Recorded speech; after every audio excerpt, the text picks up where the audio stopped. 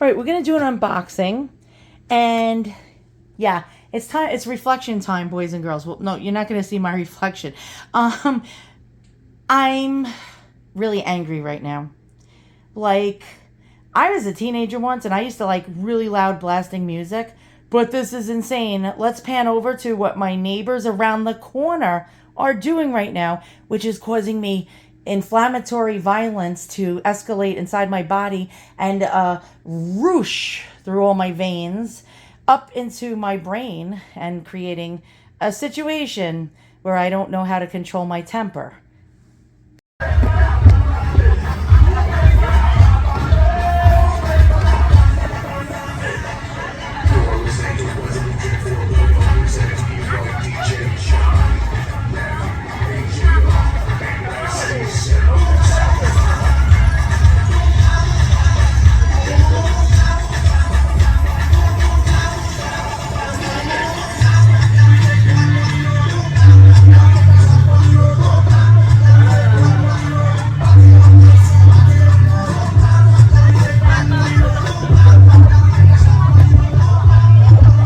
Now that was earlier today. It's now past 9 p.m. and it's louder. And so I have to like think about my favorite saint. My favorite saint, Saint Therese. Can we see her? Hold on. Saint Therese. Yeah, we're not going to see her, boys and girls, because I don't want to show my reflection. All right. Saint Therese of Lisieux. A famous saint for the fact that she was the saint of little things. And what are the little things, boys and girls? Okay, here's an example of a story from the Journey of a Soul by Saint Therese. Okay, oh, by the way, here she is again. All right, there's another relic of saints. We're going to open a relic. And we're going to try to be mindful right now. We're going to try to be mindful. Okay, so Saint Therese was a nun, okay, in a convent. And there was really mean nuns. And you're like, mean nuns? Why are they mean to each other? Wouldn't they be loving and want to share the example of Jesus Christ? Well, in a story, she writes about how one of the nuns, they would all have to do dishes, of course, right? Because there was no dishwashers back in the 1890s. And the one nun, every single day they would do dishes, they would fill up the sink with soapy water, and the nun would splash the soap and the bubbles in her face. And Saint Therese would be filled with rage, like I am right now, boys and girls. And Saint Therese, instead of losing her temper, she basically reflected and mastered herself and said, well, let me smile at her. Yes, and she kept smiling at the same nun every single day when the nun would splash bubbles in her face.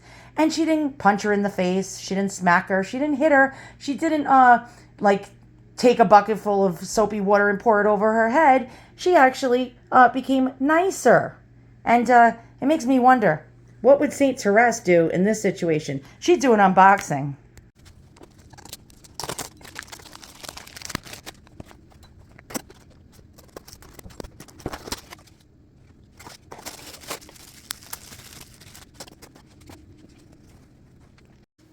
Well, holy moly, this is much smaller than I expected. Normal relics are like 1.5 inches. I'm not going to get mad at this. But we got here, oh, I don't know, can you see this? Elizabeth Ann Seton, Saint Elizabeth Ann Seton. We got the ossibus, or bone, that's encased in the glue. And she's a saint. And so while reflecting on all these saints, these relics help us to be closer to godly. How so? Because I'm not going to my next door neighbors with a baseball bat, which in my brain, I can see a Hollywood movie playing out as I go next door and take a baseball bat and crack their skulls open for playing such loud, rude, and annoying music. And so this is what we have, boys and girls. We have to look up to the saints for the answers and how not to get violent and beat your neighbors with a baseball bat over the head. To fight my greatest enemy, myself.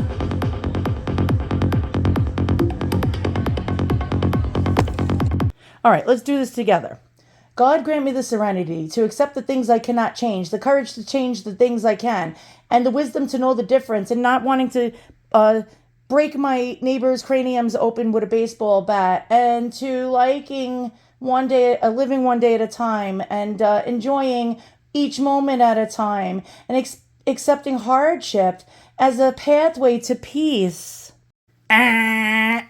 Okay, yeah. All right, so Elizabeth Ann Seton was a nun. I think she was one of the first American nuns to become a saint. I don't know. Let's Google it. Yeah, she was the first American woman to become a saint. All American. Okay, so this is all American. And I'm sure she didn't have to listen to Indian techno music or Islamic techno music all day and night.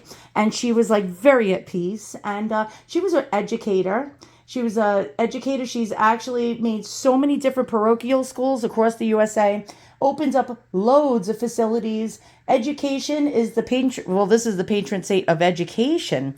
Maybe I can educate my neighbors on how not to annoy the crap out of me. Where so far I want to get a baseball bat. You know what I'm saying? That's a New York thing.